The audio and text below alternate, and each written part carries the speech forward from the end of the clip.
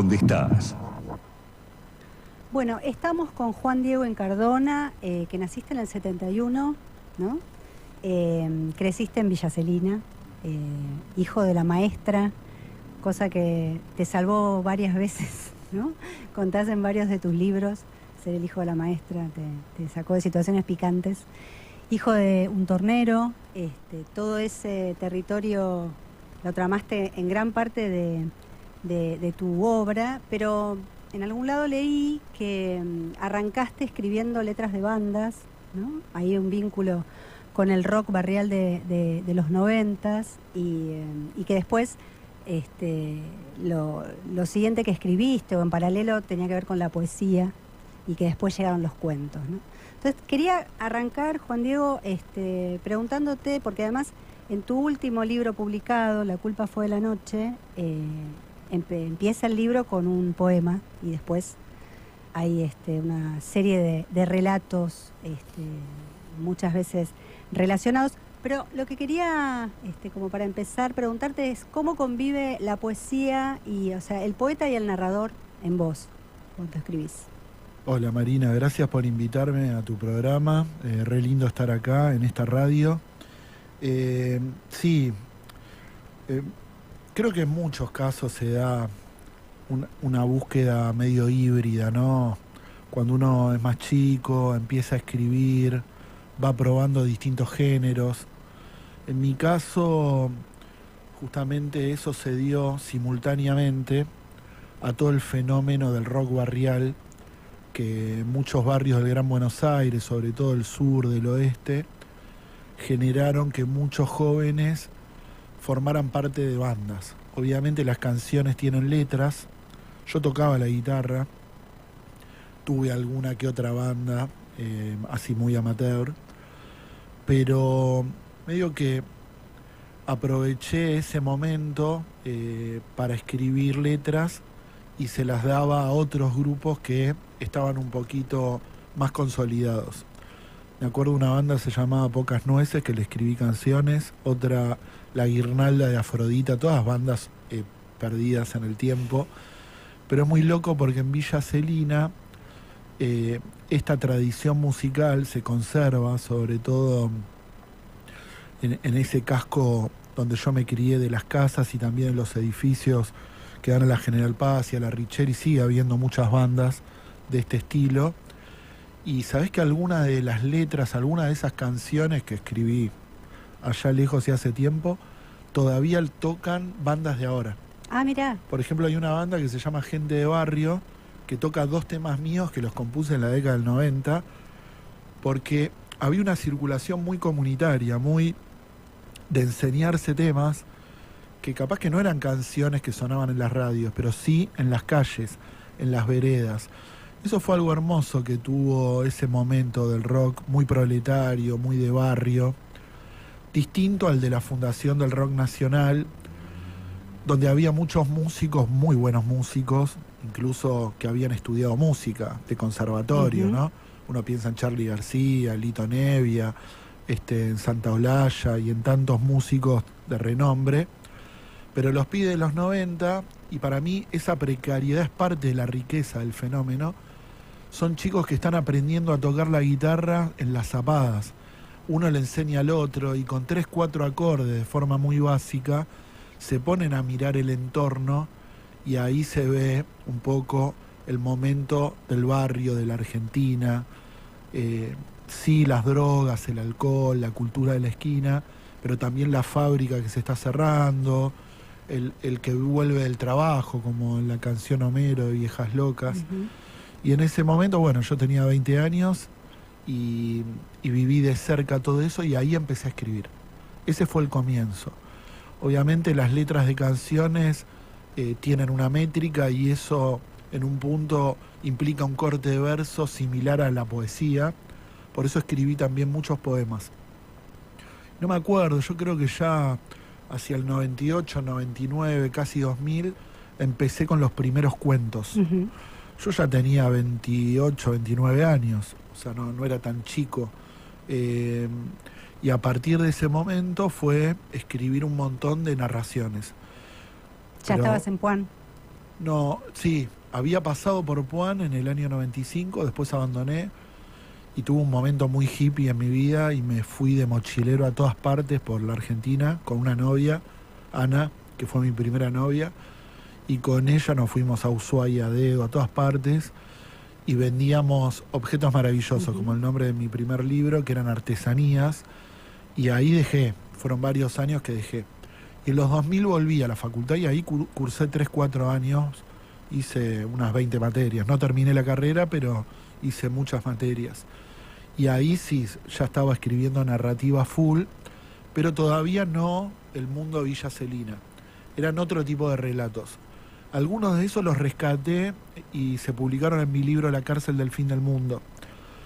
Pero recién en el 2005, por ahí, 2004, 2005, mientras editábamos con compañeros de la facultad una revista que fue muy exitosa en su momento, que fue la revista El Interpretador, sí, sí, una revista pionera en internet de literatura, ahí empecé a publicar como columnas mis relatos de Villa Celina, que eran básicamente recuerdos, anécdotas.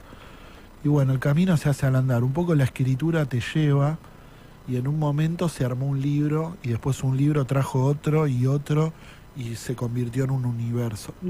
Y ahí nació lo que se conoce como tu saga matancera, ¿no? Que son sí, Villa Celina, Rock Barrial, El Campito y Las Estrellas Federales. Y Las Estrellas Federales, aunque también en Objetos Maravillosos y en La culpa fue de la noche hay escenas en Villa Celina, y volverá a ver en el libro que voy a publicar antes de fin de año, que se llama Quebranto.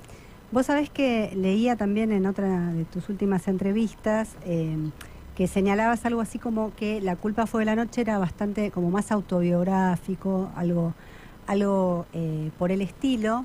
Y bueno, yo que tengo bastante leída tu obra, siento que en realidad todos son bastante autobiográficos, y la voz, más allá de que en La culpa fue de la noche quizás contás zonas, o tomás, más que contás, ¿no? Porque por supuesto que hay una creación literaria, pero tomás momentos de tu vida quizás más acá, ¿no? Contás estos viajes, tu época de artesano y todas otras cuestiones más cercanas en el tiempo. La voz sigue siendo esa voz tan particular que tiene tu narrativa, no solo tu narrativa, sino tu obra en sí, que es como fresca. Hay algo ahí, decías antes esto de las bandas de conurbano y hablar desde el conurbano, y tiene, me parece que como algo de contar otras historias del conurbano, ¿no? Esta idea de escapar de una sola historia, que es como, y cierta mirada del conurbano, que es violencia, es la droga, y poder contar otras historias, otros vínculos, otras maneras de mirar ese mismo universo. Chimamanda Adichie, no sé si viste esa sí, la leí. Ese ensayo en el que habla de los peligros de una sola historia. Esto es una escritora nigeriana, bueno, la conocerás, habla de esto de, bueno, contar otras cosas, y me parece que siempre vos vas en esa línea, ¿no? Como de poner el foco en otras cosas, con una voz que, aunque por ahí a veces contás cosas fuertes, porque en Rock Barrial también está la droga, lo digo así como una señora grande, pero algo así de ese lado, pero con un registro muy personal, y como hablando desde el conurbano y no sobre el conurbano, ¿no? Que es algo ahí que también en alguna entrevista que te hicieron me interesaba puntualizar, que vos señalás esto de quizás los que antes escribían sobre el conurbano como una suerte de viaje hacia los márgenes donde está el peligro, la aventura, como lo raro, como puede ser Art en La casa de los siete locos, o bueno,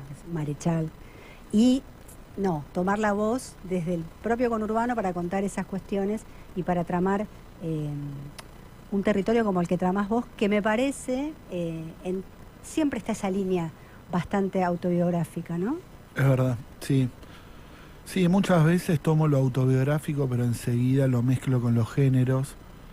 A veces me salen cuentos realistas. En Villa Celina hay muchos que son realistas, pero también abundan en mis libros las historias de aventura, de de fantasmas, de fantasía o incluso de ciencia ficción. En el nuevo libro hay muchos cuentos góticos. Me parece que además ese fenómeno se puede ver también en otros autores que escriben desde el Gran Buenos Aires, porque quizá el conurbano es algo tan enorme, tan multicultural, su mezcla de asfalto y de pasto, los monoblocks, las autopistas, pero también el descampado con la luz mala. Es como un sincretismo increíble, ¿no? O sea, se dan todas las mezclas, algunas son graciosas, otras son trágicas, pero también otros autores escriben con la herramienta de los géneros.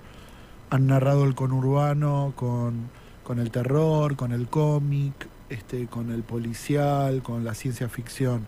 O sea que esa zona que uno puede considerar que es que donde abunda la realidad, que uno podría pensar que sería hiperrealista, sin embargo genera enseguida la fantasía, la fantasía y lo mágico, ¿no? En un punto yo creo que también hay cuestiones similares a la del realismo mágico en libros como El Campito, por ejemplo, ¿no? Porque hay muchas referencias que son reconocibles, geográficas, culturales, de la política, de la historia, etcétera, pero de pronto se combinan en un verosímil medio raro que se construyó en esta saga con perros de dos narices, hombres gatos, enanos peronistas, escenarios como totalmente dislocados, pero que no dejan de ser creíbles dentro de la narración, ¿no? O sea, permiten que la trama se desarrolle, no la interrumpe en ese sentido. Bueno, no vienen a romper el verosímil, ¿no? Como no. Sigue siendo... Y sí, yo creo que cada universo literario construye su propio verosímil, esto que es similar a la verdad, ¿no? No es la verdad, sino que es algo parecido a la verdad, se compone a veces de lo que pasó, pero también de lo que podría haber pasado. A veces ocurren cosas muy locas, ¿no? Que se van más allá de las páginas de los libros. Yo, por ejemplo, tengo un recurso que uso mucho, que es la exageración, que para mí la mamé de los vecinos del barrio. Yo cuando era chico a mí me atropelló un auto. Vivía a 8 cuadras del lado de provincia, ¿no? Bueno, no le hice caso a mi mamá, siempre decía, antes de cruzar la calle, mirá para los dos lados. No miré para los dos lados, crucé, un auto me levantó por el aire y caí de cabeza. Terminé en la salita de primeros auxilios, me dijeron, fue la primera vez que escuché esa frase, la sacaste barata, ¿no? Esas frases de la cultura popular. Y estuve un mes en cama, mi mamá me cuidaba, me perdí el carnaval. Pero bueno, hijo, quédate tranquilo, el año que viene va a haber carnaval de nuevo. ¿Viste? Cuando sos chico, todo es eterno. Siempre va a haber una nueva oportunidad y las cosas van a volver a pasar. Y el tiempo es circular. El tiempo es circular. Pero lo interesante fue la historia que, como en un teléfono descompuesto, contaron los vecinos. Cada cuadra que se contaba la historia de aquel chico atropellado por un Peugeot 504 que había sido yo, primero el auto empezó, ya era una combi, una camioneta, un colectivo, y ya casi llegando a la General Paz, un acoplado me había pasado por arriba. El relato de los vecinos se ensañó con ese nene que no le hizo caso a su mamá, y un camión me pasó por arriba. Y también la gravedad del asunto. Cada cuadra iba perdiendo partes del cuerpo, brazos, piernas, ya lo último era un torso. Los perros callejeros, como en una escena de The Walking Dead, alimentándose de mis tripas, aparte de un barrio que siempre hubo más perros que gente, no sé por qué, y finalmente me morí. Alguna vez me morí antes de cruzar la General Paz, mi destino quedó marcado del lado de provincia por aquel ya camión que me había atropellado. Esa forma de contar, de exagerar para condimentar cualquier historia en un lugar donde en general parecía que no pasaba nada, casitas obreras, bajas, descampados, y cuando algo ocurría, el relato se encargaba de volverlo memorable. Muchas veces, en Villa Celina, el libro es muy leído en las escuelas y lo ha leído mucha gente del barrio, me comentan historias donde yo sé que hay partes inventadas y las recuerdan como si fueran ciertas. Ajá. Se les mezcló lo que pasó a viejos amigos del barrio con la exageración o con la invención que yo hice. Mucha gente que no aparece en los relatos me dice, che, Juan Diego, ¿cuándo me vas a poner en un cuento? Todos quieren aparecer, todos quieren que su vida esté en algún lado, aunque sea un libro de la literatura, ¿no? Como vos tomaste algo de la vida, hiciste un texto literario, una obra, y ahora esa obra está como modificando la vida, ¿no? Como una vuelta ahí. Es una vuelta rarísima Superinteresante. porque, claro, cuando es leído en el mismo lugar por gente que protagonizó esas historias, pero bueno, también me pasa obviamente que es un libro que ha sido leído en otros países, en otras provincias, que lo han leído presos de cárceles y que ellos les gustó, por ejemplo, a los presos de Florencio Varela, les gustó tanto Villa Celina que el profesor de literatura dentro de la cárcel les dio como consigna de cada uno escribir una historia de su propio barrio. Qué lindo. Y armaron un libro, se llama Historias Rescatadas. Me invitaron a la presentación, fui al penal y el libro tiene un prólogo que dice que está basado en Villa Celina. Imagínate eso, ¿no? Escribís un libro con anécdotas con tus amigos y tu familia, donde aparece tu mamá, tu papá y la almacenera. Después alguien se recibe con una tesis, que ya me pasó un montón de veces, y lo analiza según Foucault, según Deleuze, ¿no? Bueno, vos sos académica. Y me pasa eso, yo tengo como 7 tesis de personas que escribieron el doble que mi libro analizándome. O que los presos de una cárcel escriban su libro. O que estudiantes norteamericanos, por ejemplo, se fascinaran tanto con la historia del hombre gato, lo cual derivó que en internet hay una entrada del hombre gato en inglés. Ajá. Catman, pero no está en español. Solamente en inglés. La pueden buscar. Yo me acuerdo del hombre gato, ¿eh? Somos más Y o menos seguramente contemporáneos y yo soy de zona oeste y me acuerdo, total. Seguramente anduvo por La Plata. Sí. Me doy cuenta que acá estamos como hay una cámara y yo le estaba dando la espalda a la cámara. No, así que pido perdón. ahí estás. En relación al Campito, tenía ganas de detenerme un poquito en uno de los libros de la saga Matancera, porque me parece que es un poco distinto de los otros 3 en el sentido de, bueno, hay una clara referencia a Marechal y a la Dama de Buenos Aires porque aparecen personajes de la Dana, aparece Borges, aparece Sul Solar, pero además, y también te escuchaba recién hablando de los vecinos y pensaba una vez más en la cuestión del humor. Yo le encontré como mucha resonancia marechaliana, está bien dicho, y sobre todo de Megafón, por el tono, hay algo, es como un libro más como épico, ¿no?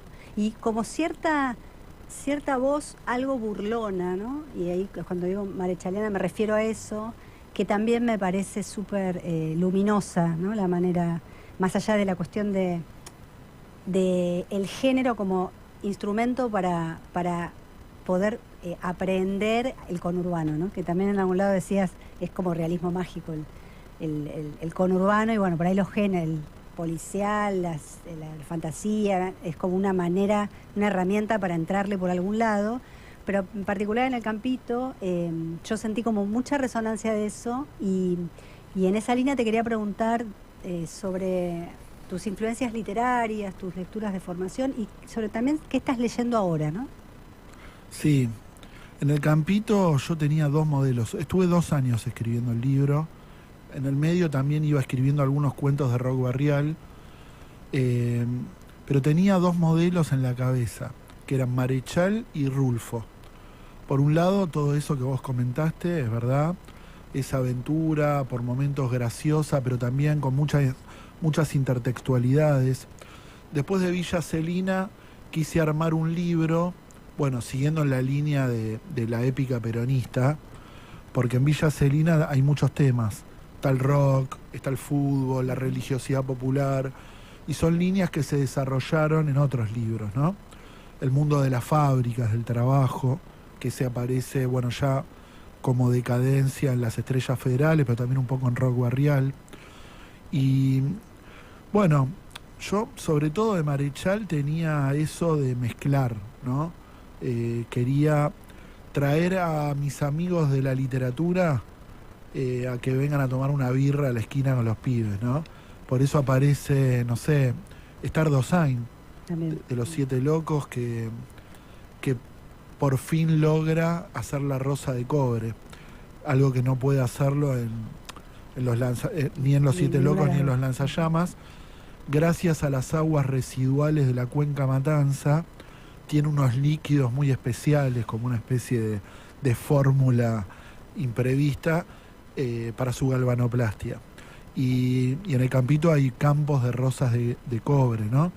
De jazmines de alpaca, etcétera. También están los personajes de la Buenos Aires y también muchos de la política.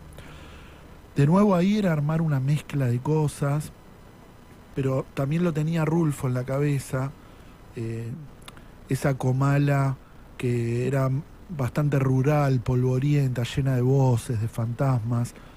Viste que los personajes todo el tiempo están caminando, sí, van de acá para allá, cruzan yuyos, cruzan una cuenca, están en un árbol y hay apariciones o hay hechos extraordinarios que medio van en la línea también del realismo mágico. Fue un libro muy lindo para mí, lo disfruté mucho, me reía solo y del mismo modo cuando lo terminé lloré, o sea, porque uno también genera una relación afectiva con los personajes y me acuerdo del día que lo terminé, del día que llegué al final y me despedía de todos estos, de Carlitos el Ciruja, de los enanos, etc. Algunos revivieron en otros libros. Después, con respecto a las influencias, nada, yo creo que al día de hoy mi literatura favorita sigue siendo la misma que tuve en la infancia y tiene que ver con los géneros. A mí me encanta leer ciencia ficción, me gusta leer terror, aventura, todos esos libros que estaban en las colecciones Minotauro, Mis Libros, la Robin Hood, que obviamente a veces están como identificadas o circulan en públicos juveniles, pero que es una literatura que se puede leer en cualquier momento, sí, ¿no? Y uno de adulto redescubre un montón de riqueza en todos esos autores. Después, obviamente, yo estudié letras, me dedico a dar clases, doy talleres, he leído de todo, me encanta la literatura, pero si tengo que elegir, los escritores conjeturales, los que inventan, los que imaginan, esos me gustan sobre todo. Recién mencionaste, así como medio al pasar, la cuestión del peronismo que aparece en El Campito y que en Villa Celina aparece junto con otras cosas. Con El Bombo y la Palabra de Rodolfo Edwards, estás ahí como listado como la nueva generación de escritores peronistas, como los de la última generación. Sí, Marechal tiene el Campito en la mano en la tapa. Claro. Hay una ilustración. Claro. Sí. Sí, es re lindo. Y está eso. Y en algún lado leí que te identificabas con esa frase de Fabio de soy un peronista que hace cine, no soy un director de cine peronista. Y en ese sentido tenía ganas de preguntarte un poco cómo ves las cosas ahora. Supongo que volvés a Villa Celina, debes tener amigos y familiares. ¿Y cómo estás viendo las cosas? Saliendo un poquito de la literatura. Sí, con respecto a esa frase, me parece que está buena porque también cancela esa etiqueta medio mala onda que a veces te dice, pone literatura barrial, literatura costumbrista, literatura peronista, que en realidad se dice de forma medio superficial para etiquetar una obra que tiene un montón de cosas distintas y ser reduccionista. Sí, y bajarle el precio. Además. Por eso Fabio decía, no, yo no hago cine peronista. O sea, no sé qué es el cine peronista. Soy un peronista que hace cine y el cine, obviamente, excede al peronismo, del mismo modo que el peronismo excede al cine, según desde el punto de vista que lo veas. Mira, ¿sabés qué? Hablando de Fabio, yo me acuerdo que iba en un colectivo por la avenida Juan B. Justo, un día, tipo mediodía, no me acuerdo, había sol, yo estaba sentado adelante y el chofer del bondi, no sé si era el 166 o el 34, iba escuchando la radio y dice, murió Leonardo Fabio. Y me agarró como algo tremendo, dije, miré a todos y nadie, o sea, todo seguía igual, pero murió Fabio. Y miré por la ventanilla y me salió automáticamente esa frase de Juan Moreira, que cuando antes de batirse a duelo dice, con este sol. Yo digo, con este sol murió Fabio. Ese día, no me acuerdo si no fue Silvina Friera o qué periodista de página, me invitaron a escribir una nota sobre Fabio. Y yo no podía, no sé qué tenía que hacer, digo, no puedo, pero sabes que iba en un colectivo y había sol. Tengo la frase para el título y es con este sol, que es de la película de Moreira. Y al otro día, no sé si el diario o Radar, no me acuerdo bien, la tapa fue con este sol. O sea, por lo menos les di el título. Pero me perdí, me fui por las ramas. Te preguntaba cómo, no, sí, no, para nada. ¿Cómo veías la situación actual, no? Bueno, Villa Celina es parte del primer cordón. Desde hace muchos años cambió completamente.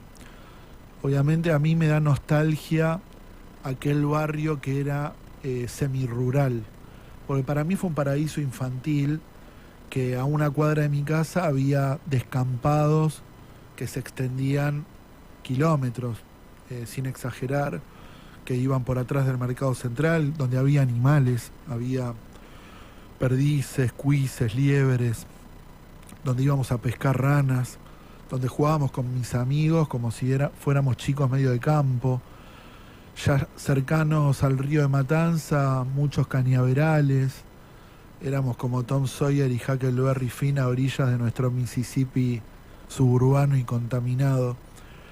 En cambio ahora está todo loteado.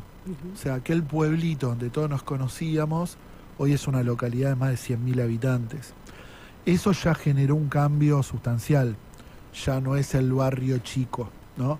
Y aunque todavía, obviamente, hay zonas de pasto, hay árboles, hay mucho menos naturaleza que la que hubo en aquella época.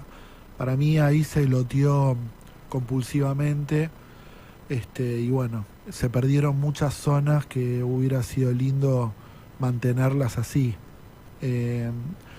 Pero bueno, hay muchas cuestiones que tienen que ver con los cambios culturales, sociales, que también son distintas, obviamente, a las de los 80 y los 90. Las drogas de los 80, que eran drogas más encerradas, los primeros muertos de SIDA, que compartían jeringas. Los 90 ya tienen la cultura de la esquina, el rock barrial, vereda, cielo abierto. Quizá ahí me acuerdo, las drogas, algunas eran muy marginales, tipo, no sé, yo tenía compañeros de la escuela que aspiraban Poxirrán. O a cocaína o marihuana, etcétera, pero todavía no existía el Paco, ponele. No, claro. Ya avanzando los 90, 2000, ese tipo de drogas marginalizó mucho el lugar y le hizo mucho daño a muchas generaciones. Eso por un lado, también el delito. Yo cuando era chico en Villa Celina, más que nada había piratas del asfalto. Era como el ladrón que robaba en otro lado, pero en el barrio era un vecino más, ¿no? No existía esto de robarle al remisero de la otra cuadra. Como esos códigos también cambiaron un poco. Hasta ahí yo podría estar subrayando la noticia típica de los medios de comunicación, que es la del drama de la inseguridad, ¿no? Que obviamente si aparece el conurbano en los noticieros es por un hecho delictivo. Como si lo único que pasara fueran homicidios, secuestros extorsivos. Yo no las niego y por eso las menciono, y también en los libros hay peleas, hay violencia y hay drogas, pero no es lo único que hay. Hay algo que tiene el conurbano y es el cooperativismo, por ejemplo. Uno ve todavía las sociedades de fomentos, como las escuelas, que son fundamentales, sobre todo ahora por mi trabajo yo voy mucho a las escuelas. Son centros comunitarios donde no solo se enseña lengua y matemáticas, sino que son centros de la comunidad, donde van los padres, donde se organizan fiestas para juntar plata para esto, para aquello. incluso también pasa con las iglesias, con la parroquia, con los clubes, las organizaciones sociales. Todo eso está en la cultura popular también del conurbano y es algo muy bueno para mí, muy positivo. Eh, Algo que también veo que todavía se mantiene en un punto, yo cruzo la General Paz y me meto en las calles de Villa Celina y todavía si te cruzás con alguien conocido podés conversar en la calle. Che, ¿cómo andás? ¿Qué haces tanto tiempo? Yo ahora vivo por Constitución, alquilo ahí. Hay un ruido, pasan 500.000 líneas de colectivos, a la noche se ve una estrella porque los edificios recortan el cielo y vos no podés hablar con nadie. O sea, en la ciudad de Buenos Aires la gente se mete en un bar. Llevamos un bar, nos tomamos un café. No existe esto de la conversación en la calle. Y eso todavía adentro de los barrios existe. Obviamente no al lado de una avenida o una autopista, pero sí en las barriadas, las calles muchas veces son tranquilas. Eso es algo que está bueno también, ¿no? Es como la vida que permite conversar afuera, en la calle. No sé, yo voy a Villa Celina, vive una de mis hermanas, viven mis sobrinos, viven primos, tengo amigos que a veces me reencuentro, voy menos, quizá que antes, porque murieron mis padres y me cuesta mucho ir, o sea, me hace mucho daño a mí. O sea, me cuesta ir a la casa de mis viejos, por ejemplo, no puedo ir. Por eso muchas veces con mi familia nos reunimos en otro lado. Pero bueno, eso es una cuestión más personal, ¿no? Pero sí, obviamente cambios hay muchos. Yo creo que el tercer cordón tiene lugares que se parecen a la Villa Celina donde yo crecí, claro, donde todavía hay campo. ¿Estás trabajando en un libro nuevo, ya casi por salir? ¿Tiene título? ¿Cómo es? ¿De qué va? Es mi 9º libro, es un libro diferente a todo lo que escribí, son 15 relatos. De nuevo está ese punto de la escritura un poco autobiográfico, un poco imaginado, donde hay de pronto escenas reconocibles en lugares que existen, pero aparecen las fantasmagorías, aparecen incluso los momentos distópicos o de ciencia ficción. Tiene que ver con la muerte de mis padres. Hace 2 años murió mi mamá y este año murió mi papá, o sea, los perdí a los dos en muy poco tiempo. Fue un momento muy difícil y en el medio de ese duelo me puse a escribir y lo hice con mucha angustia y mucha ira. Traté de no reventar el texto con la catarsis, pero quise conservar ese desánimo y que la atmósfera sea angustiante, sombría, casi como un proyecto estético.